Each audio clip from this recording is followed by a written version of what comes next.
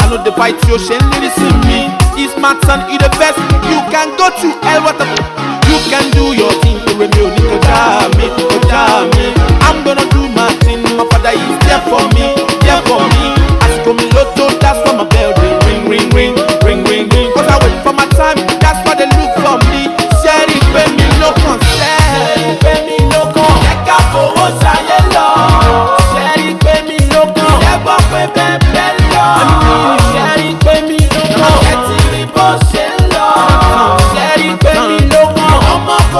I told ya my loro pé ìwọ nìkan ló máa lówó.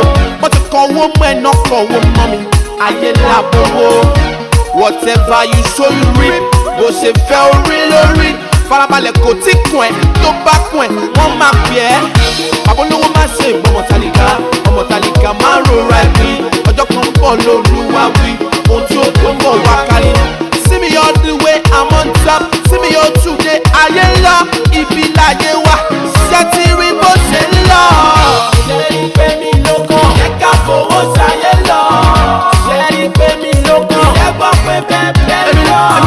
Ṣé rí pé mi ló kàn? Ṣé rí bó ṣe ń lọ? Ṣé rí pé mi ló kàn? Ọmọ kò sí rọ́ọ̀bẹ̀. Nobody can hold me down. Nobody can run me down. You can never take my pride. You try to sit my file on my run. Ẹ káàbọ̀ sórí ètò yín, ètò wa, ètò yín, Irawo Owuro. Irawo Owuro ètò tá a gbé kalẹ̀ fún gbogbo àwọn olórin nílẹ̀ Nàìjíríà àti àwọn òṣèré. Kò wá dúró ní ti àwọn òṣèré nìkan títí tó fi dé orí àwọn olóṣèlú. Lẹ́ẹ̀kan sí èmi làbúrò yín, ọmọ yín, Olúwadámiláre, ọmọ bíbí inú Adéṣuyì, ọmọ Adé, ọmọ Ògún, ọmọ Akin, ọmọ erin bọlẹ̀, ọmọ erin gbàgbà kọ, ọmọ ojúgbójú ọmọ Aláàfin òdodo. Tó ẹja ńlá ni àwọn wá gbé ní ọ̀sẹ̀ yìí. Ọ̀dọ́mọkùnrin tó mọ orin kọ tó kójú òṣùwọ̀n ni ó wà nínú sórí pẹ̀lú bí a ṣe ń sọ̀rọ̀ yìí. Èyí tí gbogbo aráyé mọ̀ sí Kash 11. Ẹ̀dá ká kí àlejò wa wá sí orí tó. Ọ̀gbẹ́ni Kash 11. Ẹ káàbọ̀ sí orí tó. Ẹ káàárọ̀. Ẹ káàárọ̀. Ẹ káàárọ̀ alẹ́ o. Ẹ káàárọ̀ mọ́ mi, ẹ káàárọ̀ dáàdì mi, ẹ káàárọ̀ àbúrò mi, ẹ káàárọ̀ àwọn tó nífẹ̀ẹ́ wa. Èmi náà ni àbúrò yín, ọmọ yín, ẹ̀gbọ́n yín, ọ̀rẹ́ yín, Kash 11. Ọ̀gbẹ́ni Kash 11, ìbéèrè àkọ́kọ́ tí màá kọ́kọ́ béèrè lọ́wọ́ yín ní pàtó ni pé ṣé Kash 11 ni ìyá àtọ̀dá sọ yín abẹ́lé kọ́mẹ́ntì ẹ̀jẹ̀? Mo ní orúkọ púpọ̀ tí wọ́n sọ mí lọ́jọ́ súná mi. Wọ́n máa pè mí ní orúkọ Muslim mi jẹ́ Aziz Abdulaziz, orúkọ Christian mi jẹ́ John, wọ́n pè mí Lọ́lárìnwájú Àrẹ̀mú, Ayọ̀lá Ọlájídé Ọbọ̀ngùsọ̀rọ̀, Èfètóbọ̀rẹ́, Jemina Badi Port Harcourt, orúkọ mi pọ̀ rẹpẹtẹ. Tó ẹ ṣe Kash 11 á tó ìgbà wo báyìí pàtó tí ẹ bẹ̀rẹ̀ iṣẹ́ orin kíkọ? Mo bẹ̀rẹ̀ ní ọdún 1994, but tẹ́ bá pé bí táwọn ìlú ìgbà mẹ́rin sọ professionally 99 mo bẹ̀rẹ̀ sí máa wọ studio tá ń bẹ̀rẹ̀ sí máa release orin jáde. Tó orin ogun pàtó báyìí lẹ́kọ̀ọ́ ṣe tẹ́lẹ̀ sọ pé ayé ọmọ mi pẹ̀lú orin yìí. Dancia ni first orin tí mo kọ́kọ́ release síta. Be my guys, how you want some, how you need them, Dancia, with them chicks, give me kiss, I love you baby boo, tí bá ní kò filẹ̀ bẹ́ẹ̀, kò wà bẹ́ẹ̀, eléníyàn, máa wojú ẹ̀, ó ti lẹ́yìn ìgbà yẹn náà mo tún wá release orin am Lagos Island jọ̀ọ́ tí mo fi kọ fún àwọn tó wà ládùúgbò mi, kọ́ mọ̀ pé ọmọ Lagos Island làwa o. Orin ogun kan ló wá jẹ́ kí wọ́n mọ̀ yín tó pé bí àpàtó nìkan mo kọ́ lè tó pé ayé fi mọ̀ mí pé Kash 11 ni níbí Kash 11 ni lọ́hùn Kash 11 ni. ó ní I'm Lagos Island yẹn because orin yẹn gbàtí máa shoot fídíò náà mo shoot fídíò náà ní inú island dẹ́ pé àwọn èèyàn máa ń wò pé Lagos Island táwa wá shoot nílẹ̀ àwọn tó wà successful lọ máa ń já lọ́wọ́ ní Lagos Island táwa dẹ̀ máa wò Lagos Island náà lè máa tẹ́lẹ̀ Tinubu Fáṣọlá gbogbo àwọn olórí tẹ̀rí ní òde ìsìn ní lẹ́kọ̀ọ́ so mo try to show wọn but a dúpẹ́ pé orin yẹn náà gbé wa up to now dẹ́ pé àbádé anyway ọmọ Ìkórè ṣàlè gbọ́ díẹ̀ nínú mi. I'm Lagos Island jọ̀ọ́ Ọbalẹ́dé Òkèpòpò I'm Lagos Island jọ̀ọ́ Ojúná Ìtafájì I'm Lagos Island jọ̀ọ́ Ọbádínà Ìnàbírì I'm Lagos Island jọ̀ọ́ gbogbo phase 1 phase 2 phase 3 phase 4. tó àti ẹ̀gbọ́n nígbà pé ẹ tún kọrin kan náà àmọ́ ọdún tẹ kọ́ sẹ́yìn nígbà yẹn ọmọ ilé nìyàn triple lè nìkan ọmọ òrùn yàn bí ọ̀rùn náà bó lè ṣòro yẹn. mo release yẹn ní ọdún 2002 2003 ní release yẹn gbà yẹn. àdìdúpẹ́ náà everybody ló nífẹ̀ẹ́ wa pẹ̀lú díẹ̀ níta yẹn ṣe náà àdúpẹ́. náà nígbà tí ẹ bẹ̀rẹ̀ iṣẹ́ orin kíkọ yìí báwo ni growing up yìí ṣe rí nígbà tẹ́ ń tẹ̀síwájú lórí kí àwọn kan tí ẹ̀ ń dojú kọ bóyá ìṣòro láti ọ̀dọ̀ ìyá àbí láti ọ̀dọ̀ àwọn fáǹsì yìí náà ni àbí alájọgbélé àbí ọ̀rẹ́ àwọn ìṣòro wọlé dojú kọ. kò sí ẹni tó máa fẹ́ di ọmọkùnrin lóde òní jẹ́ kó máa kó òun kojú ìṣòro kan challenges kan one or the other but nǹkan tó wà bẹ́ẹ̀ ni pé ẹni tí ṣòro tó bá kọjá tó bá fèsì ẹ̀ kó ṣáà máa dúpẹ́ lọ́wọ́ Ọlọ́run pé o survive ẹ̀ ìyẹn màmá fẹ́ àwọn nígbà yẹn á ní ìgbà tá a bẹ̀ sí máa kọ rẹ̀ tá a kọ nígbà yẹn ọmọ ọgbà tó bá lọ nílò bí kí ni kí ló fẹ́ ṣorí ṣe kí ló fẹ́ fi oríṣẹ́ náà máa sọ fún ẹ̀ wọ́n máa pe tí dókítà wà ń bẹ̀ tí lọ́ọ̀yà wà ń bẹ̀ tí ẹnjìníà wà ń bẹ̀ tí gbá àkáńtàntì wà ń bẹ̀ ìwà akófẹ́ kan ẹ̀ wà á dúpẹ́ pé Ọlọ́run fún wọn ní understanding láti fi understand pé ok kò ipá ń ṣe láti fi ṣe péré nìkan bọ̀ pé iṣẹ́ tún ni tẹ́ pé ó lè jẹ́ ká ní lárí pẹ̀lú ẹ̀. tó ṣe àwọn wo gan-an lè sọ pé ó kópa nínú iṣẹ́ orin kíkọ tẹ̀lé pé yes àwọn ilé making part nínú live mi àbí tó kópa nínú live yín tẹ̀ pé àdìtẹ̀dẹ̀ yìí o ẹ̀ lè fọwọ́rọ̀ àwọn ẹni sẹ́yìn. the first day first ìyá mi anything by mama mi ni o as in even up to now àwọn ṣe àwọn ni kò sí ẹlòmíì àdìtúgbẹ́ náà àwọn àbúrò mi àwọn cousin mi àwọn uncle mi àwọn ọ̀rẹ́ tó súnmọ́ mi àtàwọn fans mi because àwọn fans mi gangan ni ìjọba yẹn sọ pé mo nífẹ̀ẹ́ tó kọ yìí ó máa tún wò mí náà lórí láti rí kọ mi dẹ pé wọ́n tún mo tún lè kọ́ dẹ́kun máa tún jù bẹ́ẹ̀ lọ. ẹ ṣe ní báyìí ẹ jẹ́ kí a sáré lọ wo àwọn olólùfẹ́ Kash 11 ohun tí wọ́n sọ nípa Kash 11. now ẹ̀ tó request fún yín ṣé ẹ gẹ̀ nǹkan táwọn tó ń sìn sí pé kan ṣé àwọn asìsì rẹ̀ tí ìlú ètò yá tí wọ́n bá mi gbé Kash 11 wá nígbà so mo ti sọ sí i. oya come back stand by rolling. Howdy. tó Kash 11 ẹ̀rí bí ọ̀dọ́mọbìnrin yẹn ló ṣe ń sáà sọ pé Kash 11 nìkan bọ̀ ń gbọ́ wá sórí ètò yìí definitely a jẹ́ pé orin tẹ̀ ń kọ́ ó jẹ́ tẹ̀ ó gbà. adúpẹ́ lọ́wọ́ lọ́wọ́. tó ìbéèrè tó tún kàn náà ní sí àwọn wo lẹ́rí lẹ́lẹ̀ dìmú bí rómùdẹ. ní tèmi o gbogbo everybody ní rómù ọ̀dà tèmi gbogbo everybody ti bá méjì lójoojúmọ́ lọ ń kópa nínú ayé mi because one way or the other máa rí nǹkan àbí méjì mọ́ lára ẹni ìmọ̀ kámẹ́rà máa tó wà báyìí sí ó ní nǹkan tí mo ti lẹ́ lára ẹni ẹ̀yin tẹ́ jẹ́ pírẹsẹ́ńtà ètò yìí ó ní nǹkan tí mo ti lẹ́nu gbogbo àwọn crew yìí gan ó ní nǹkan tí mo ti lẹ́nu táàtì àti dé ìgbà ìgbọ̀lẹ́ ní gan ó ní nǹkan tí mo ti lẹ́nu náà so ojoojúmọ́ everyday èmi máa ń lẹ́nu àti gbogbo anybody tí bá ti meet they are all my role models. Kó tó di pé a máa bèrè nípa orin ìdẹ̀kọ́ gẹ́gẹ́ bí ẹ jẹ́ olórin àní ètò yìí wà fún olórin ó wà fún àwọn eléré wà fún gbogbo èèyàn ní ètò yìí wà fún nígbà eré wo lẹ wò tẹ́wọ́ pé bó ṣe jẹ́ pé olórin lẹ́yìn o ẹ ti wọlé pé ẹ dẹ̀ nífẹ̀ẹ́ eré yìí tẹ̀lé tọ́ka sí tó pé ẹ fẹ́ kí a bá yín pè lórí ètò yìí báyìí. Eré pọ̀ because ó ní eré tó ń jáde everyday ní Ìdúmọ̀tà àti tó ń jáde Alábà lójoojúmọ́ ó tó pé kí ọmọ tẹ̀ mọ́ nǹkan tí ọmọ bí but ìkọ̀kan wà jẹ́ pé tí bá ń wo báyìí ní màá dẹ̀ máa dùn màá dẹ̀ máa dá nìkan rẹ́rìn ẹ ó bẹ̀ fún mi ní sweetie lọ́ fún mi ní sweetie láàdé tí bá ń wo fíìmù bọ̀bọ̀ ok ọ̀lẹ́yọ̀ ọlọ́run má ṣe tó bá lọ́lẹ̀ o tó ń yọ̀ ìgẹ̀ òbò tó wá tó ayẹ tó wá kọ́ ó ti kọ́kọ́ yín máa ń ṣe fíìmù tí máa ń ṣe fíìmù mọ́ tó rí lè ṣe yàtọ̀ Camille Compo bọ̀bọ̀ yẹn wọ́n gbọ́ Twiley àwọn ilé triple Twiley àti náà wọ́n lè kọjá triple Twiley àwọn ilé máa pè zillion Twiley zillion Twiley làwọn ilé ó ti àwọn ilé tí ó àti fíìmù yẹn ó ti rí kọjú ó ti kọ jù wọ́n tó bá ti ra tiẹ̀ lọ́ra tiẹ̀ o.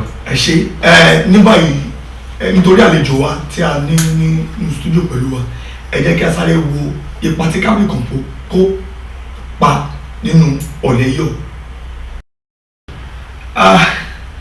In short ẹ rí fíìmù ẹ̀wò lóòótọ́ ipa tí Camille Compo kó nínú ọ̀lẹ́yọ̀ kò ń ṣe kékeré. àti ó ń dábẹ́rẹ́ gidi gan ó ń dábẹ́rẹ́ àti ọ̀pọ̀ action ti pọ̀ jù action ti pọ̀ jù. ṣe tó ní báyìí Kash 11 ìbéèrè tó tún kù tí mo fẹ́ béèrè lọ́wọ́ yín ni pé ipa wo lè fẹ́ kí àwọn ìjọba kan kó nínú entertainment industry.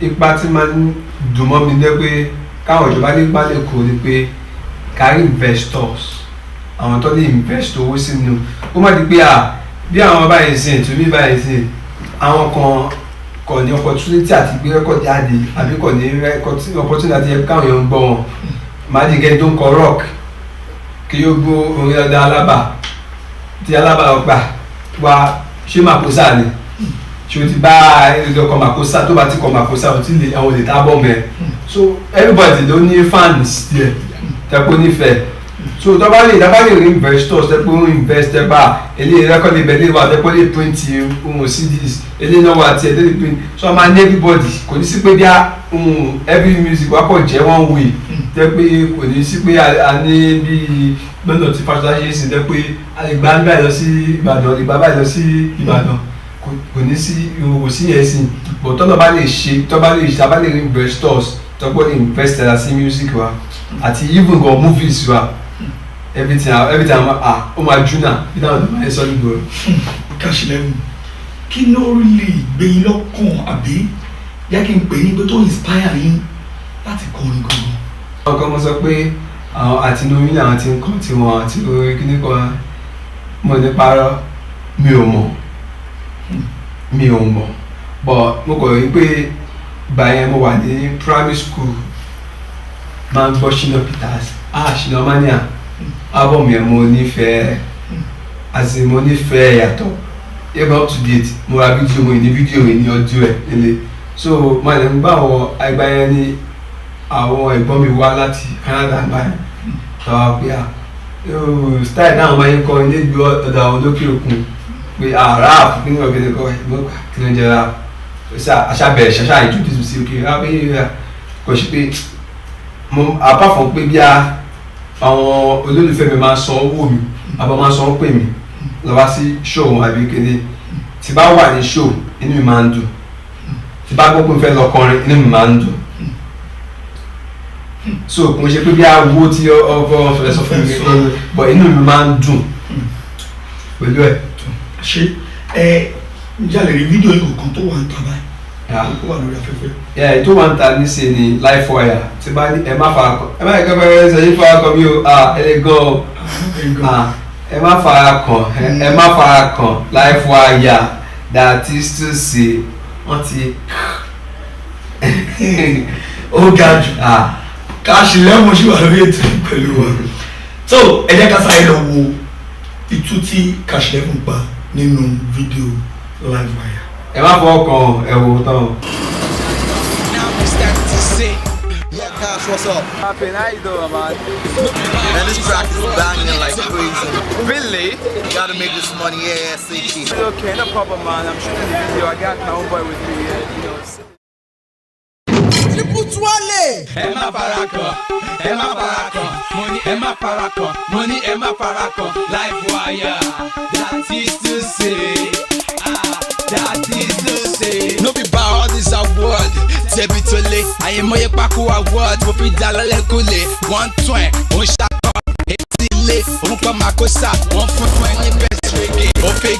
Oh boy, Eshalubade, Naka Naka Naira, yes, Okule, Chiputua le chansa, Agbalagbe tide, Small Mighty, Oniferi Jack Bukute, Alhamdulillah, Alibarikati Wajano. Now it's time to say, Robana, enemies they talk, yes, come up, can't tell me nothing, Moti Jelano, Kash level on your song, Onikori time, Pepe, Emeti best trap, I ain't go to the sempe, Mutipebi Kelebe, to that new unleash it. Anytime to bury me, to the ballet, only pay the battle, only pay lost. You can call it anything, your boy, I don't care. Stand where, Makati Lele, flow me kefti, Shabi Lebe, Maloshaya Bienyi, Maloshapa Bita, now me be your mentor, I be perfect butter, so fresh, so clean, so well done, Kurama Tete, Mama Dio, come on, Emma Baraka, Emma Baraka, money Emma Baraka. Emma Paraco, live wire. That is to say, that is to say. Emma Paraco, money Emma Paraco, money Emma Paraco, live wire, live wire. Don't talk the language, everybody one lane. My swagger 360, you cannot blend. Kash 11, baby, please save the lady. Superman love, she's calling me baby. How me calling me for guessing Mokarla. Number 11 to and I might have that number. Kash 11, baby, please save this lady. Please save the lady. Emini north, Emini south, Emini east, Emini west, Emini locate. I refuse to wallet. Comedy sicker, I need to fulfill my quest. Gentleman, me, I know they live for trouble. Mess with me, Warija Jesu. Go against me, you go wrong while I do. Emi good to go, little cool too. Come inside Salawe, come here along. Emi money making machine, Makadenuga. You me cause I'm not like them. Got this energy, Red Bull in my system. In the club, baby, ori me long call. In the club, baby, ori me love a girl. Kash 11 cause I'm man. Emi nani rapper, don't go no. Emma Paraco, money Emma Paraco, money Emma Paraco, live wire. That is to say, that is to say, Emma Paraco. Emma Paraco, money Emma Paraco, live wire, yeah, live wire, yeah, say, Emi Lapa, yes, Emi the champion, Kash 11, I'm all about go someone now. Mobuna, Kerekoro be scorpion, Tio Koma, Ijaya hip hop, Ele Nion, Tabari me one berry, yes, back down, Tabari me one more Misuru, yes, calm down, back down, let him on roll ever fall down, boy, going looking, money, boy, going looking, Kilo Shalaba, Ogbatisu from Lagos to Calabar, Aláìsàn ni doctor ni ó ní fever, man pass my money, swagger pass swagger, Kash 11, I'm the best that ever did it, why you be the best that never did it, street I rap, you can see my hustle, everyday do it till I'm struggle, hip hop still alive, history has been made, even if I die, my music no fit fade, best rapper still living over a decade. One shabby for the top, but no fee. I'm so 9G, so you can call me Kwame. You right, but I'm not gonna, man. Yeah, man. Cash 11, baby. I'm on a live wire. Let me see you. Whiny. Iṣẹ́ lè ṣe nínú fídíò lágbára ẹ ṣeun gan. Ọlọ́run á lè máa fún ẹ ṣe. àmín náà. Ní báyìí Kash 11 ọmọ ìlú ògangan ni. ọmọ bíbí inú Èkó Lagos Island Lagos State ni mí. Ṣé báwo lè ṣe ń kó pẹ̀lú àwọn fílẹ̀ fans ni. Everybody wọ́n nífẹ̀ẹ́ mi mo nífẹ̀ẹ́ wọn as in ìfẹ́ mi ò mutual ìfẹ́ ló wà láàrin wa as in kò kọjá ló ṣe yẹ lọ. Káṣẹ́ àwọn èyí inú mi máa ń dùn tí bá rí wọn ní mo máa ń dùn tó máa rí mi so kò jù bẹ́ẹ̀ náà lọ kò ṣe pé bí take advantage of pé bíbẹ̀ no. So ṣe ní báyìí àwọn ọ̀rọ̀ ìyànjú wo lè fẹ́ gbà àwọn upcoming artist tó túbọ̀ lọ́nà pé bí mo lè ṣe rè tí mo fi dókè.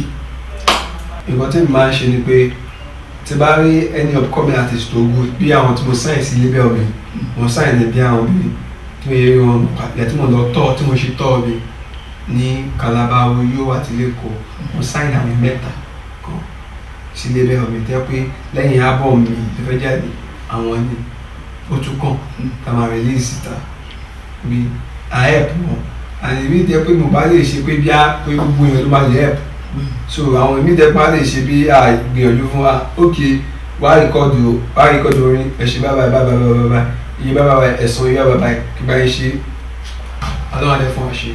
ẹ̀yin ìlú wọn nílé ibi ni a fi ètò ọ̀sẹ̀ yìí tí a fi kọ́ sí Kash 11 tí gbogbo yín mọ̀ sí ọmọ ilé ènìyàn ní àgbéwá sí orí ètò.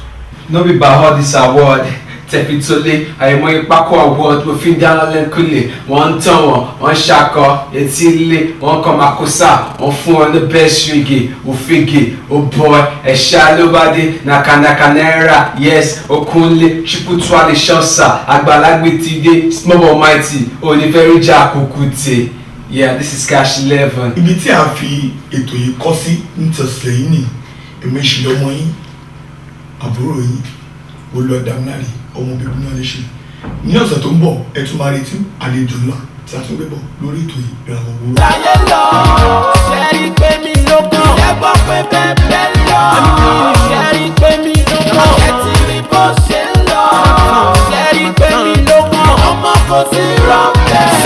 àtúndà máa lọ rò pé ìwọ nìkan ló máa lówó wọ́n ti kọ́ owó mọ́ ẹ̀ náà kọ́ owó mọ́ mi ayé làbọ̀wọ́.